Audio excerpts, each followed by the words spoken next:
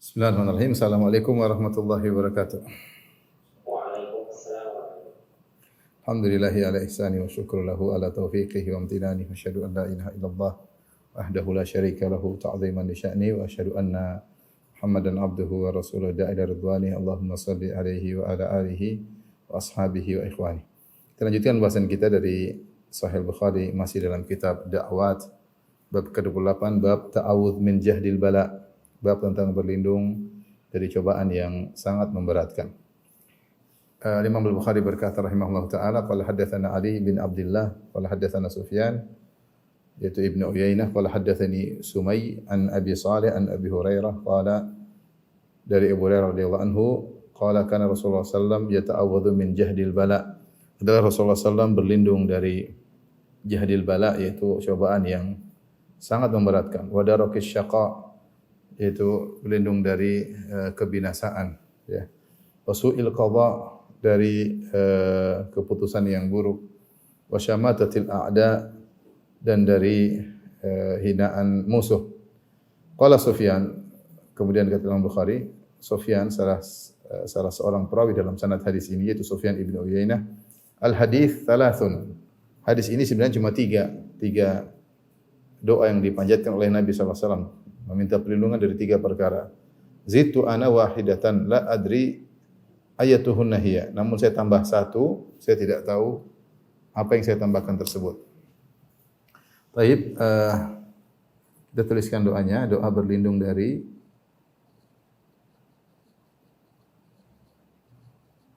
Jadi kalau kita bilang a'udzubillahi min, nah kita bisa bilang kalau kita bahasa kita a'udzubillahi, aku berlindung kepada Allah, min, dari yang pertama adalah jahdil bala. Jahdil bala. Bisa dibaca juhdi, bisa dibaca jahdi.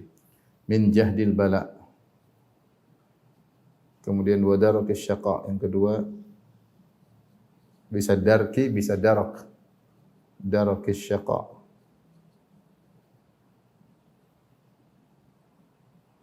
Syaqa yang kedua.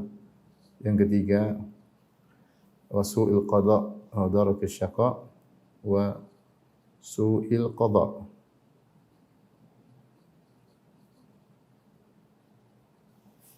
Kemudian yang keempat wa syamatatil a'da, syamatatil a'da, itu hinaan atau cercaan, ketawaan, ya, tertawanya musuh, senang-senang. Sufyan, ini jahdil bala, yaitu cobaan yang sangat memberatkan.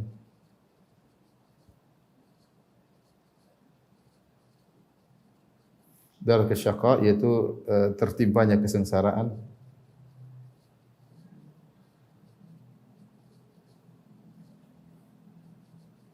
Su'il qadha, yaitu buruknya keputusan.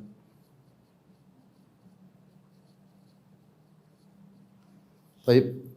Di sini ada 4 perkara. 1, 2, 3, 4. Sufyan ibn Uyainah ketika meriwayatkan hadis, beliau mengatakan, di antara kejujuran beliau mengatakan sebenarnya hadis cuma 3 perkara, bukan 4. 1 ada saya tambahkan sendiri.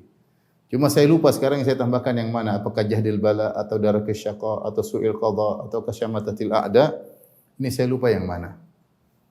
Bisa jadi Sufyan di awal beliau menyampaikan hadis, beliau bisa membedakan mana yang dari Nabi dan apa yang beliau tambahkan. Namun bisa jadi di akhir bertambah dengan bertambahnya waktu, beliau lupa mana yang beliau tambahkan. Namun dalam riwayat yang lain sebagaimana disebut oleh Al-Hafidz Ibnu Hajar dalam Fathul Bari, yang ditambah oleh beliau yang ini, syamatatil a'da.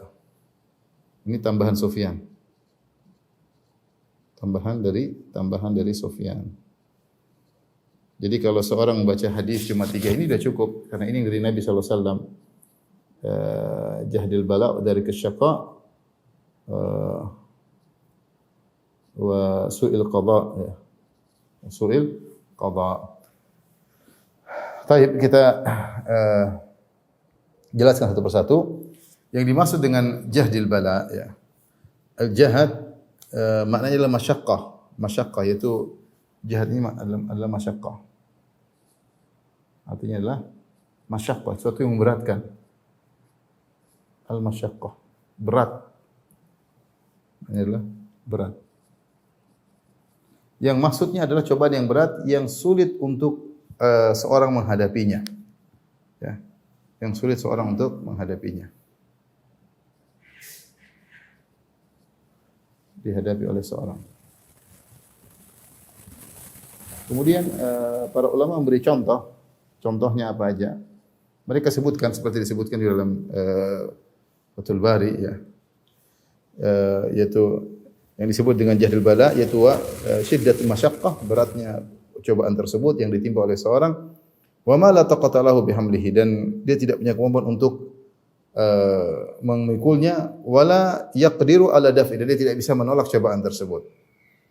Disebutkan contoh-contohnya, di antaranya ada yang mengatakan contohnya adalah qillatul mal wa kathratul iyal. Contohnya adalah harta sedikit namun anak banyak. Namun anak banyak. Anak banyak yang harus ditanggung. Ini kesulitan, berat seseorang untuk menghadapi hal seperti ini. Banyak kebutuhan anaknya, banyak. Kemudian dia kesulitan harta, ya. Ini diriwayatkan dari Ibnu Umar, ya. Kemudian juga ada yang mengatakan seperti disebutkan sebagai riwayat, yaitu al-haja ila ma fi aidin nas, ya. Dari Ibnu Abbas, beliau berkata, jahdul bala an tahtaju ila ma fi aidin nas. Itu engkau perlu kepada harta orang, harta apa yang ada di orang lain, apa yang di tangan orang lain. Ini contoh kata Ibnu Abbas. Karena kalau kita butuh orang, kita harus malu, harus merendah, minta. Ini berat bagi Ibnu Abbas. Ya, namun kita tidak bisa menghindar, kita harus minta sama dia. Ini berat. Ya. Ini menurut Ibnu Abbas termasuk jahdil bala, cobaan yang sangat memberatkan. Kemudian di antaranya yaitu cobaan yang engkau lebih suka mati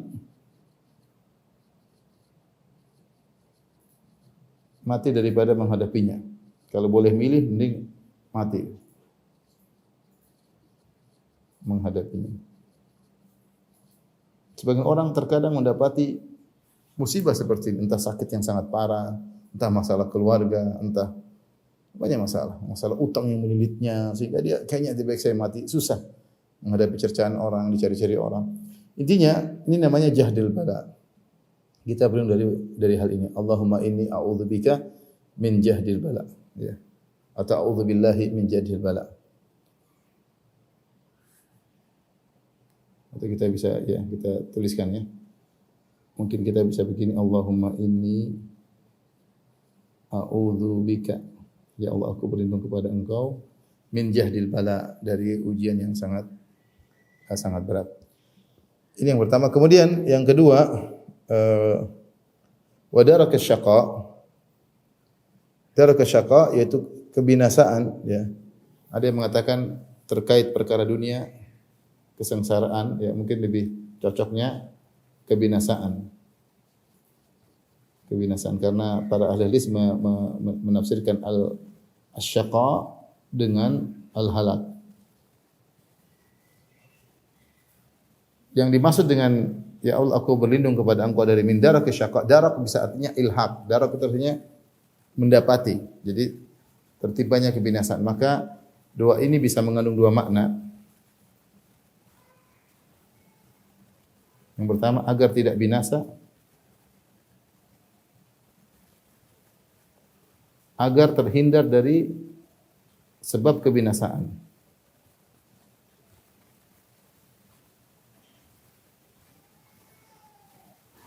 Dan ini itu mencakup dunia dan akhirat. Tapi kebanyakan ulama menafsirkan kepada perkara akhirat, yaitu tidak masuk neraka, kebinasaan di padang mahsyar, kebinasaan di tatkala dihisab, kebinasaan tatkala melewati sirat, kebinasaan tatkala masuk neraka jahanam, ya. ini darakis syaqa, yaitu jangan sampai aku tertimpa dengan kebinasaan atau hal yang mengantarkan kepada kebinasaan. Kemudian para ulama mengatakan, kenapa kita berlindung dari jahdil bala, cobaan yang sangat berat? Karena kalau kita tertimpa dengan jahdil bala, terkadang sulit bagi kita untuk menjalankan kewajiban-kewajiban kita. Ngurusi anak susah, ngurusi istri susah. Terkadang kita ibadah pun susah. Karena berat, kita nggak bisa jalankan. Dan dikhawatirkan kalau sudah sangat berat kita tidak bersabar, ini jadi masalah. Kalaupun kita bersabar, terkadang kita sulit menjalankan kewajiban kita. Kalaupun lebih parah lagi kalau kita sudah nggak bisa menjalankan kewajiban, terkadang kita tidak bersabar sehingga kita terjerumus dalam dosa yang bertumpuk-tumpuk.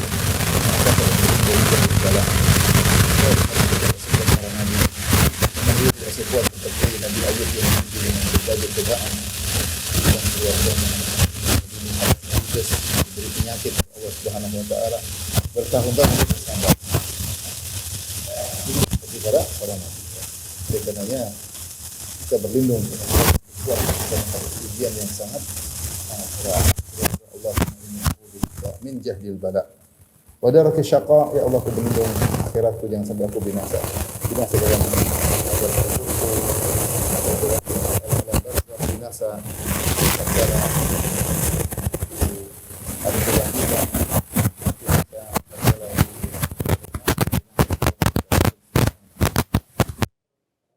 Kemudian su'ul qada, buruknya keputusan. Kita tahu ini perlu pembahasan sedikit ya. Dan ini sama dengan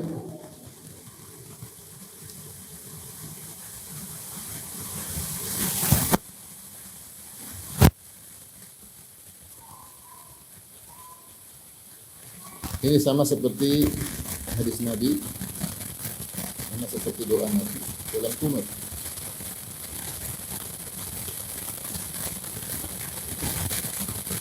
Dalam kunut kita ketika Nabi mengajarkan doa Hasan, Allahumma hdina fi man hadait, wa hdina fi man afait, wa tawallana fi man tawallait. Kemudian wa qina syarra ma qadait atau wa qini syarra ma qadait. Sama. Wa qina syarra ma qadait. Ya Allah, lindungilah aku dari keburukan takdirmu.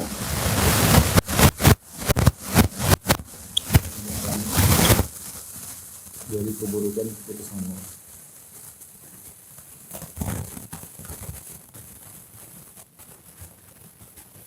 Kita tahu di antara iman, rukun iman adalah al-iman bil qadar khairi wa syarrihi. Al-iman bil qadar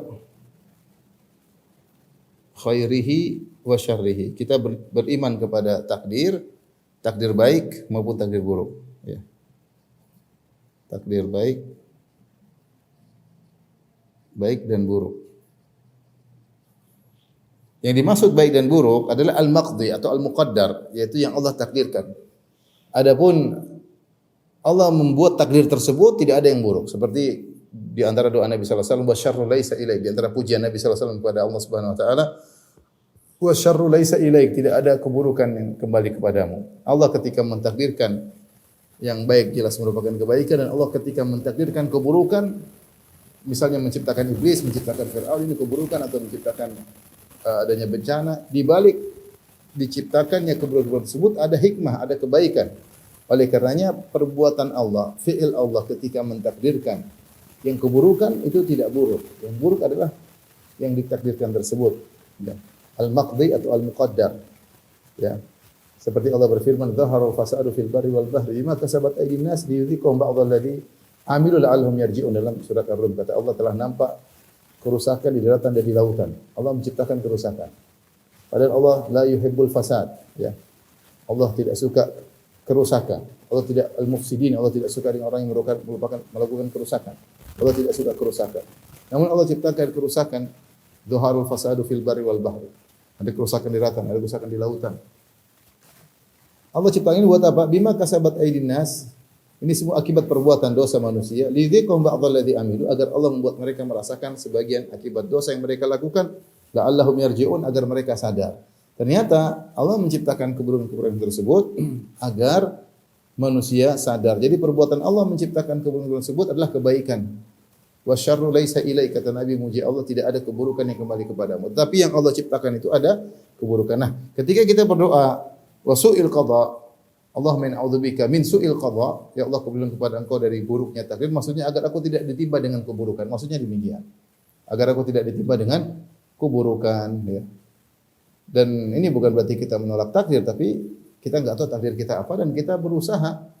Seperti kita berdoa diberi kesehatan misalnya, dihindarkan dari penyakit yang buruk misalnya, dihindarkan dari kemungkaran, diberi rezeki. Ini semua sudah ditakdirkan oleh Allah. Tapi kita boleh memintanya dan boleh berlindung dari keburukan.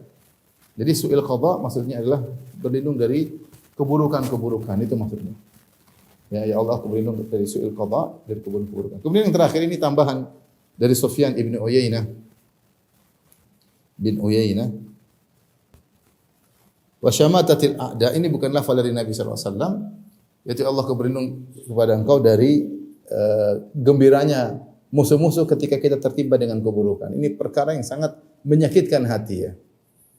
Menyakitkan hati. Oleh karenanya Ibnu Hajar mengisyaratkan bahwa ini juga bisa kembali kepada jahdul bala, di antara ujian yang sangat berat ketika kita tertimpa musibah kemudian ditawain oleh musuh. Ditawain oleh musuh, ini perkara yang sangat sangat menyakitkan.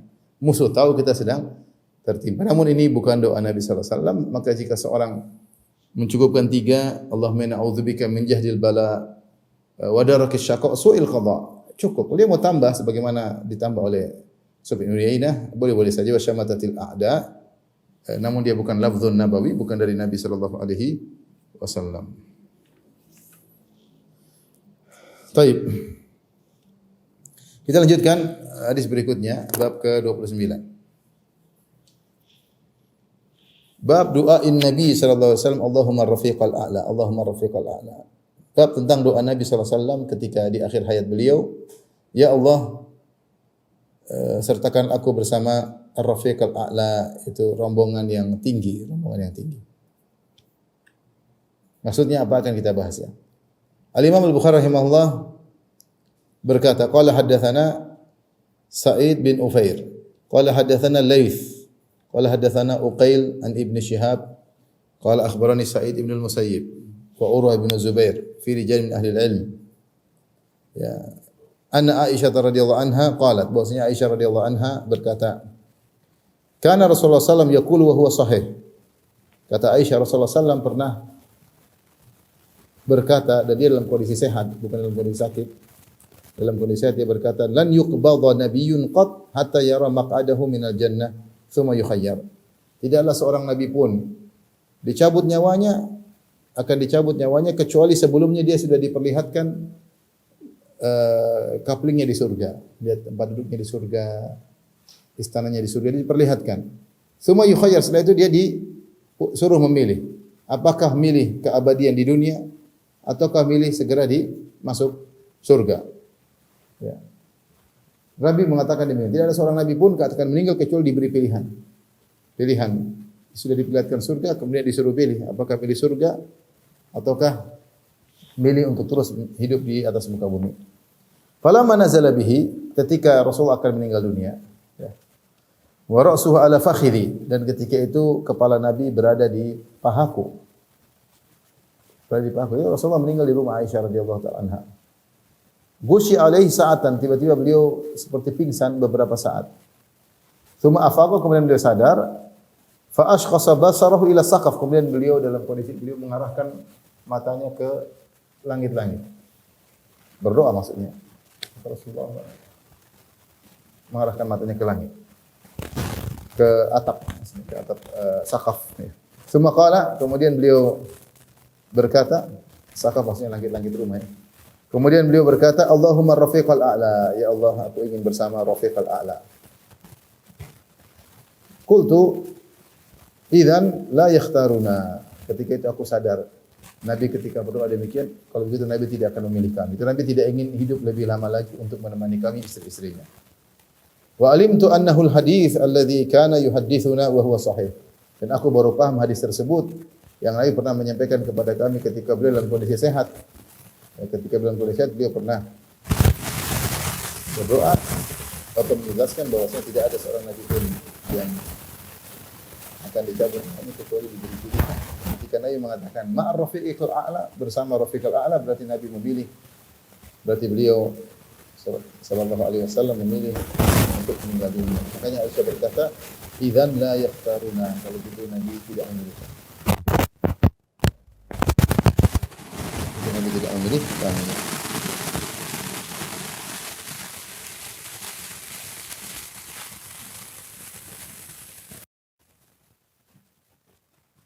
Tes. Udah, tes. Qalat Aisyah berkata, "Fakanat tilka akhir kalimatin takallama biha."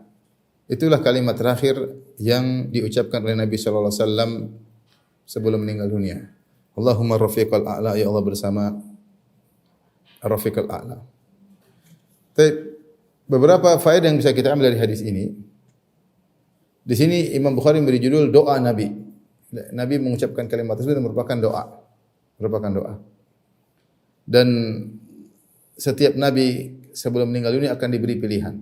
Pilih di tempat surga sana ataukah melanjutkan kehidupan dunia, dan para nabi pasti memilih akhirat. Kemudian di sini menunjukkan bagaimana mulianya Aisyah radhiyallahu taala anha, karena Nabi sallallahu alaihi wasallam meninggal kepalanya di paha, di pangkuan Aisyah radhiyallahu taala anha. Dan sebagaimana kita tahu Rasulullah sallallahu alaihi wasallam ketika sakit beliau meminta izin kepada istri yang lain untuk nginap di rumah Aisyah. Dan Rasulullah SAW selalu adil dalam pembagian jatah nginap di antara istri-istrinya. Bahkan ketika beliau sakit beliau tetap berusaha untuk adil. Namun ketika semakin parah beliau minta izin karena beliau senang dirawat oleh Aisyah. Ketika sakit beliau selalu bertanya, "Aina ana ghadan?" Besok saya di rumah siapa? Yuridu yauma Aisyah. Beliau berharap besok di rumah Aisyah. Namun terkadang beliau harus menjalani giliran. Ketika istri-istrinya tahu bahwasanya Rasulullah SAW ingin di rumah Aisyah, maka mereka semua mengalah. Dan mereka biarkan Nabi SAW dirawat di rumah Aisyah radhiyallahu taala anha. Cuma mereka datang menemani Nabi sallallahu alaihi wasallam. Dan ini menunjukkan jika seorang memiliki istri lebih dari satu, kemudian yang lainnya ridha, misalnya menghadiahkan harinya kepada istri yang lain, maka ini diperbolehkan.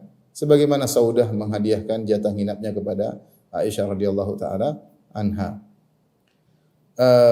Kemudian Rasulullah SAW meninggal di pangkuan Aisyah radhiyallahu taala anha, sehingga dikuburkan juga di rumah Aisyah radhiyallahu taala anha. Kemudian Nabi SAW ketika meninggal dunia, Nabi berdoa, dan di antara cara berdoa Nabi adalah melihat ke langit. Disebutkan dalam sebagian riwayat Rasulullah SAW mengangkat tangannya ke arah langit, kemudian setelah berdoa tangannya jatuh. Tapi di antaranya wajahnya melihat ke langit, menuju kepada Allah Subhanahu wa taala. Ini dalil bahwasanya Allah di atas tentunya, sehingga Rasulullah SAW mencari arah atas untuk berdoa kepada Allah Subhanahu wa taala. Kemudian doa Nabi SAW, Allahumma rafiqal a'la, ini ada dua pendapat di kalangan para ulama. Apa yang dimaksud dengan ar-rafiq al-a'la? Ya. Ada yang mengatakan rafiq al-a'la maksudnya Allah Subhanahu wa taala, ya. Mereka mengatakan rafiq maknanya rauf, ya. Yang maha lembut, ya. Sehingga mereka mengatakan maksudnya ya Allah, yaitu Nabi berkata aku ingin bersamamu. Rafiqul A'la. Ini pendapat, namun pendapat yang dipilih oleh jumhur ulama yang dimaksud dengan Rafiqul A'la bukanlah Allah Subhanahu wa taala, tapi adalah para solihin, para syuhada. Sebagian dalam ayat Al-Qur'an, "Wa may yuti'illaha war rasul fa ulaika ma'al ladzina an'ama Allahu 'alaihim minan nabiyyin wasiddiqin wasyuhada wassalihin wa hasuna ulaika rafiqa." Yaitu dalam firman Allah Subhanahu wa taala, barang siapa yang taat kepada Allah dan Rasulnya, faulaika ma'al ladzina an'ama Allahu 'alaihim, maka mereka akan bersama orang-orang yang Allah beri nikmat kepada mereka. Minan nabiyyin, dari kalangan para nabiyyin yang sebelum Nabi sallallahu alaihi wasallam, wasiddiqin, dan kalangan orang siddiqin, wasyuhada, dan dari kalangan para syuhada, wassalihin, orang salihin, wa hasuna ulaika rafiqa. Mereka adalah rafiq terbaik, yaitu golongan terbaik, ya. Dan rafiq meskipun lafalnya mufrad, dia bisa digunakan untuk mufrad maupun digunakan untuk jamak. Sehingga seakan-akan Rasulullah mengatakan wa alhiqna bis salihin. Ya Allah, susulkan aku dengan orang-orang saleh, ya. Dalam riwayat yang lain, Nabi berdoa dengan doa Allahumma ighfirli warhamni walhiqni birrafiqil a'la. Jelas dalam riwayat ini, Allahumma ighfirli, Allah ampunilah aku, warhamni, rahmatilah aku, wa alhiqni birrafiqil a'la. Dan susulkanlah aku dengan rafiqil a'la, itu rombongan orang-orang yang saleh. Ini pertanyaan, bolehkah kita berdoa dengan doa ini? Allahumma ighfirli warhamni walhiqni birrafiqil a'la. Susulkanlah aku dengan rafiqil a'la. Maka dua kondisi yang dibuat oleh para ulama. Kondisi pertama, ketika seorang merasa akan meninggal dunia, maka dia boleh berdoa dengan doa ini.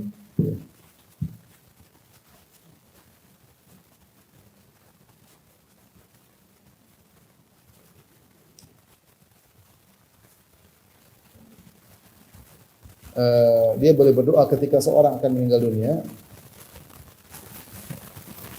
Dia boleh berdoa dengan doa ini. Dia mengatakan, Allahumma ighfirli warhamni walhiqni birrafiqil a'la. Atau seperti doa Nabi Yusuf, ya walhiqni bis salihin, susulkanlah aku dengan orang-orang yang saleh. Ini boleh. Atau dia berdoa dengan maksudnya, ya Allah, jika aku meninggal dunia, maka susulkan aku dengan orang-orang yang saleh. Seperti doanya Nabi Ibrahim, ya, berdoa walhiqni bis salihin.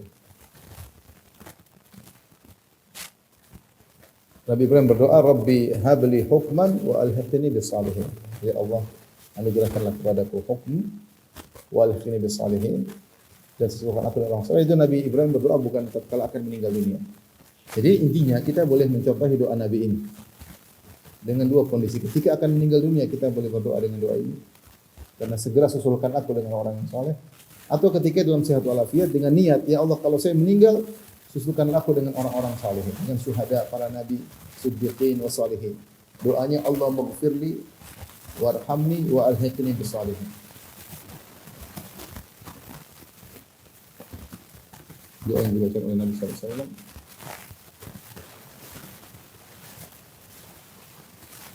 Allahumma ighfirli warhamni wa alhiqni bis salihin.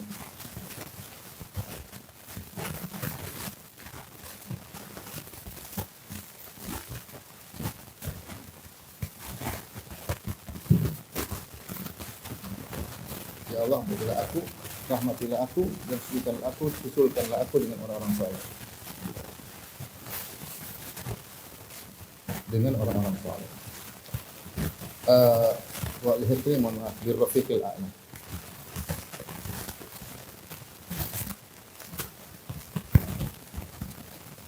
Birrafiqil a'la, dengan rombongan orang-orang saleh. Baik, kita lanjutkan. Tadi sudah jelaskan, ini boleh kita doa ini dalam dua kondisi. Karena akan meninggal dunia, dan kita ketika akan meninggal dunia benar-benar membutuhkan rahmat dan ampunan Allah Subhanahu. Nabi saja berdoa dengan doa tersebut, Allahumma ighfirli warhamni. Jadi doa ini boleh kita baca dalam kondisi akan meninggal, atau dengan niat jika meninggal maka disusulkan dengan orang-orang saleh. Kenapa kita perlu bahas ini? Karena ada larangan dari Nabi untuk minta mati.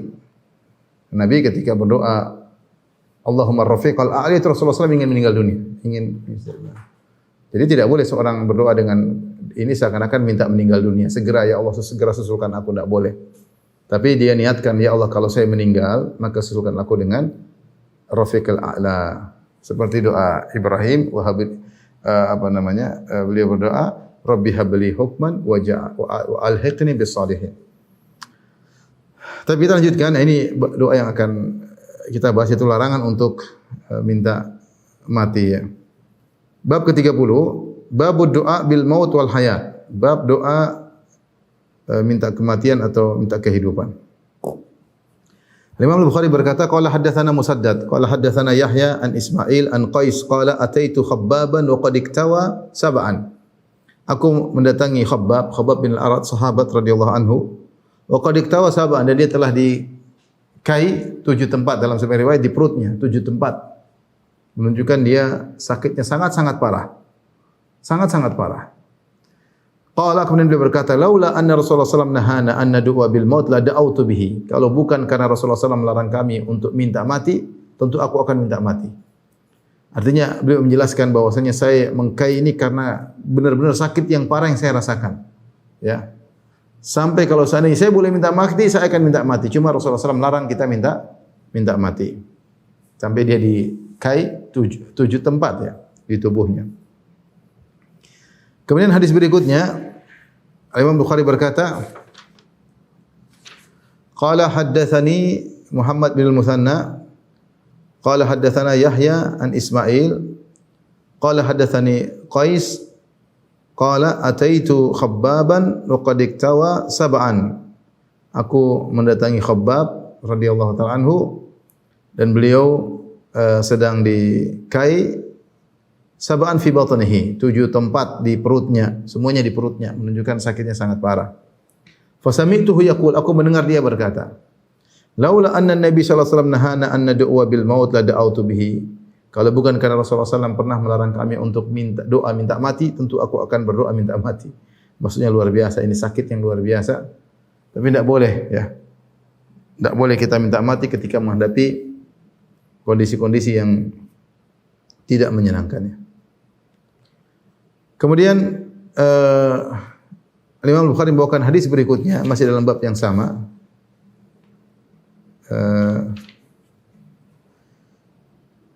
Beliau berkata, haddatsana Ibnu Salam qala akhbarana Ismail bin Ulayyah an Abdul Aziz bin Suhaib an Anas radhiyallahu anhu qala. Ya. Dari Anas radhiyallahu ta'ala anhu beliau berkata, qala Rasulullah sallallahu alaihi wasallam, Rasulullah SAW bersabda, la yatamannayanna ahadun minkumul maut li dhurrin nazala bihi. Jangan sekali-sekali salah seorang dari kalian berdoa minta mati gara-gara ada kemudaratan yang sedang dia menimpanya, sakit atau bencana apa, atau ada keluarga yang meninggal, atau ada musibah. Jangan sampai dia minta mati gara-gara ada musibah yang menimpanya. Fa in kana la budda mutamanniyan, kalau dia benar-benar ingin mati lil maut, ingin berangan-angan ingin mati saking beratnya, maka hendaknya dia beri pilihan kepada Allah. Jangan dia bilang, ya Allah matikan aku. Falyaqul, kalau dia memang ingin mati, hendaknya dia berdoa. Ini terakhir kalau memang tidak kuat menghadapi permasalahan. Maka doanya, Allahumma ahyini ma kanatil hayatu khairan li. Ya Allah, wafatkanlah aku jika memang ya Allah, hidupkanlah aku jika memang kehidupan itu lebih baik bagiku. Wa tawaffani in kanatil wafatu khairan li, dan wafatkanlah aku jika memang wafat itu baik bagiku. Jadi jangan dia kemudian minta mati, jangan. Serahkan sama Allah Subhanahu wa taala. Berapa faedah yang bisa kita melihat hadis ini? Pertama, larangan bagi seorang terkena bencana seberat apapun untuk minta mati. Apakah penyakit, apakah orang yang dia cintai, ibunya atau istrinya atau suaminya atau anaknya meninggal dunia, atau cercaan manusia, atau apapun yang dia hadapi, maka hendaknya dia jangan minta mati. Lihatlah dari praktek dari Khabbab bin Al-Arat. Khabbab bin Al-Arat dalam kondisi sangat parah, penyakit yang menimpanya sehingga tubuhnya dikai sampai 7 kali. Ya. Dia mengatakan, kalau saya boleh minta mati, saya akan minta mati. Ini contoh jahdul bala, yaitu ujian yang sangat berat. Ya. Tapi Rasulullah larang. Kemudian Nabi kasih solusi, kalau memang kau ingin mati, jangan kau minta mati, tetap serahkan urusan kepada Allah Subhanahu wa taala. Dengan berdoa, Allahumma ahyini in kanatil hayatu khairan li. Ya Allah, hidupkanlah aku jika kehidupan baik bagiku. Wa tawaffani in kanatil wafatu khairan li. Wafatkanlah aku jika wafat lebih baik bagiku. Para ulama menjelaskan, inilah yang diajarkan oleh Islam. Diajarkan oleh Nabi sallallahu alaihi wasallam. Kita disuruh untuk istikharah dalam segala hal. Karena Nabi sallallahu alaihi wasallam yu'allimuna al-istikharah fi kulli syai' kama yu'allimuna as-surah minal Qur'an. Rasulullah SAW mengajarkan kami untuk istikharah dalam segala hal, sebagaimana Nabi mengajarkan kepada kami baca Al-Quran. Surat dalam Al-Quran itu kalau Rasulullah ajarkan, Rasulullah ulang-ulang agar orang bisa hafal Al-Quran dengan baik. Seperti itu masalah istikharah Rasulullah SAW sampaikan. Agar benar-benar seorang tidak menyesal. Menyerahkan urusan kepada Allah Subhanahu wa taala. Kalau dalam urusan biasa saja ada sesuatu kita bimbang, kita istikharah. Jadi tidak harus perkara-perkara besar, bahkan perkara sederhana. Kalau kita bisa istikharah. Ya. Mau pergi kemana? Safar kemana nih? Ya, memang kita hampir tidak pernah melakukannya. Kita biasanya istikharah kalau perkara-perkara berat. Ya. Mau nikah baru istikharah.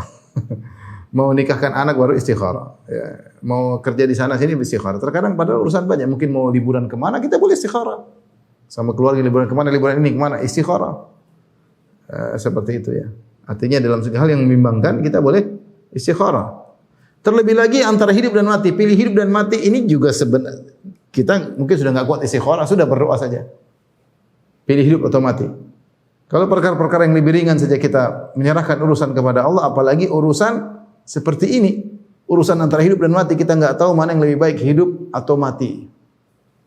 Mungkin di antara kita ada yang pernah berdoa dengan doa ini, mungkin. Ya, saking beratnya ujian yang dia hadapi, dia enggak tahu apa yang terbaik. Karena bisa jadi dia ingin mati ternyata dia diberi panjang umur tersebut mungkin dia ternyata bisa lebih banyak amal solehnya, ya. Dan Rasulullah SAW bersabda dalam hadis ketika ditanya tentang khairun nas, orang terbaik, kata Nabi SAW, man tala umuruhu wa hasunat amaluhu. Orang terbaik adalah yang panjang umurnya dan baik amalannya. Wa syarrun nas, orang yang paling buruk adalah man tala umuruhu wa sa'a amaluhu, yang panjang umurnya dan buruk amalnya. Kalau Allah matikan dia, ya sudah, berarti yang terbaik bagi dia untuk mati. Terbaik bagi dia untuk mati. Maka dia serahkan sama Allah Subhanahu wa taala. Dia bingung, ya Allah, kalau hidup baik bagiku maka hidupkan aku. Kalau mati baik bagiku mati. Ternyata dia tidak dimati-matikan oleh Allah. Ternyata penyakitnya berkepanjangan. Ya suudzon aja, jangan dia suudzon. Bisa jadi penyakit yang berkepanjangan atau musibah yang berkepanjangan tersebut menggugurkan dosa-dosanya. Ya, bukankah penyakit menggugurkan dosa? Rasulullah SAW ketika menyinggung orang sakit, Rasulullah SAW, la ba'sa tahurun insyaallah. Tidak mengapa kau sakit, ya, tidak mengapa. Sungguhnya penyakit itu tahur, pensuci dosa-dosa. Kita ini sangat najis dalam tubuh kita, dosa-dosa, maka penyakit tersebut tahur, mensucikan. Seperti Nabi SAW pernah menegur seorang wanita yang mencela penyakit demam. Kata Rasulullah, la tasubbil humma fa innaha tuthibu khataya bani Adam kama yuthibul kir khabathal hadid. Jangan kau mencela demam. Sungguhnya demam itu menghilangkan dosa-dosa anak Adam sebagaimana alat pandai besi menghilangkan karat besi. Dia tidak tahu bisa jadi penyakit itu menggugurkan dosa-dosanya. Dan bisa jadi penyakit tersebut meninggikan derajatnya. Meninggikan derajat, semakin berat penyakit semakin meninggikan derajat. Oleh karenanya Nabi SAW kalau sakit-sakitnya parah, ya, untuk meninggikan derajat seseorang. Dan banyak sebab. Mungkin dia sakit, sebagian disebutkan oleh para ulama dalam syarah hadis ini. Dengan sakitnya dia berhenti dari bermaksiat. Seandainya dia sehat, mungkin dia bermaksiat. Seandainya sehat, mungkin dia bermaksiat. Ya. Tapi ketika dia sakit, tidak jadi maksiat. Ya, sudah, berhenti maksiat. Ya. Terkena musibah. Allah hentikan dia dari maksiat dengan cara memberikan dia sakit.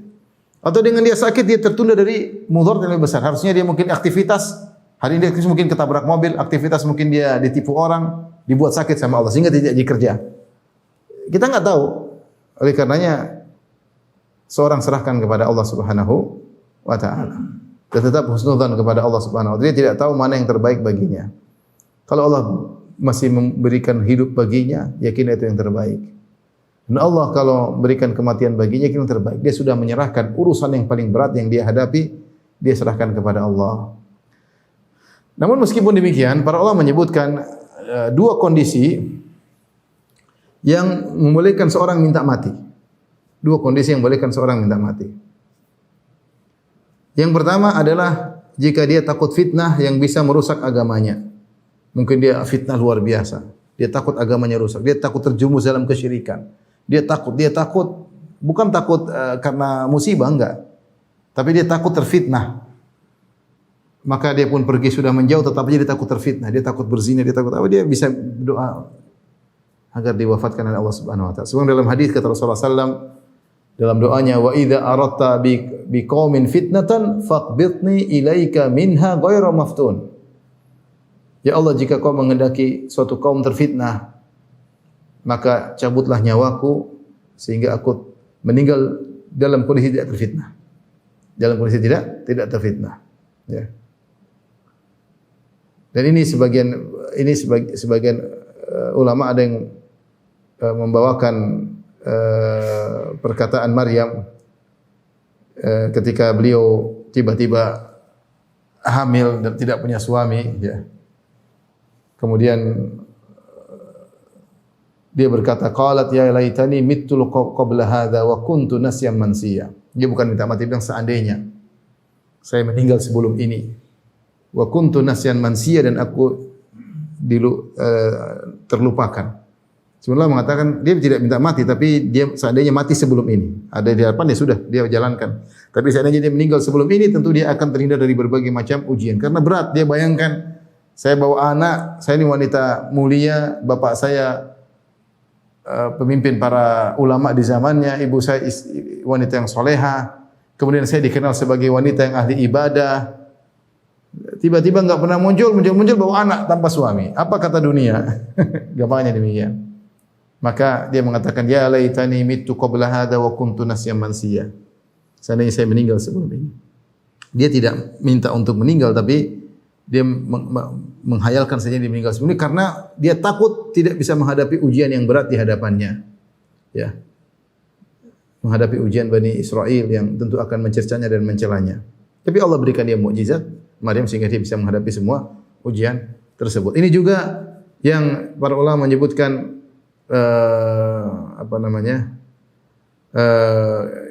kenapa Imam Al-Bukhari ketika dituduh dengan tuduhan yang tidak, kemudian semua orang meninggalkan dia, kemudian dia berdoa agar segera diwafatkan oleh Allah. Kemudian dia meninggal dunia setelah itu. Ya, karena fitnah yang luar biasa. Dikhawatirkan seorang tidak mau menghadapi ujian tersebut, maka boleh seorang kalau takut takut agamanya bisa goyang, dia boleh berdoa untuk diwafatkan. Sebagaimana tadi doa Nabi sallallahu alaihi wasallam, wa idza aradta bi qaumin fitnatan faqbidni ilaika minha ghairu maftun.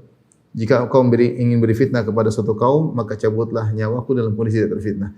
Yang kedua, juga diperbolehkan oleh sebagian ulama, seperti yang disebutkan oleh Ibnu Battal dalam syarahnya. Jika seorang khawatir tidak bisa menjalankan beban yang sudah dipikulnya. Jadi semua terkait bukan karena takut dunia, bukan karena penderitaan, bukan, tapi karena takut masalah agama. Saya takut tidak bisa menjalankan kewajiban saya. Ini doa yang pernah diucapkan oleh Umar bin Khattab radhiyallahu taala anhu ketika beliau sudah tua. Kalau tidak salah ketika usia 60-an, ya. Beliau berdoa karena semakin luas kekuasaannya, ya. Persia ditaklukkan, Romawi ditaklukkan semakin banyak. Bukankah Umar yang pernah berkata, "Lau atharat baglatun fil Iraq, la dhanantu anna Allah sa'ili lima lam tusawwi lahal arda ya Umar." Seandainya ada begol, itu bukan manusia, hewan yang terjalan kemudian terjungkal di Irak, padahal ibu kota kaum muslimin di kota Madinah. Sungguh aku yakin Allah akan bertanya kepadaku, wahai Umar, kenapa engkau tidak meratakan jalan sehingga keledai tersebut jatuh, terjungkal. Artinya Umar benar-benar kalau memikir rakyat benar luar biasa. Jangan rakyat, hewan aja dia pikirin, apalagi rakyat. Ini Umar bin Khattab radhiyallahu anhu. Maka wajar jika kemudian dia berdoa, bukan main-main, dia bukan berdoa main-main, dia benar-benar serius. Dia berdoa, dalam doanya dia mengatakan, Allahumma kaburat sinni, ya Allah aku sudah tua. Wa dha'ufat quwwati, dan kekuatanku sudah lemah. Wa antasharat ra'iyati, dan rakyatku semakin apa? Semakin banyak, ya. Ya Allah, wafatkanlah aku ghairu mufarritin wala mudayyi'. Wafatkanlah aku dalam kondisi tidak melalaikan tugasku dan tidak melalaikan rakyatku. Setelah itu tidak lama kemudian beliau meninggal dunia.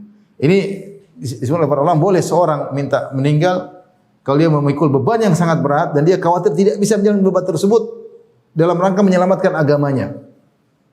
Dalam rangka menyelamatkan agamanya. Karena pemimpin menghadapi ujian yang berat, rakyat harus dipikir, kemudian sementara dia semakin kuat. Jadi kuat, mungkin dia terus, tapi dia semakin lemah. Usianya semakin lemah, rakyat semakin banyak, ya.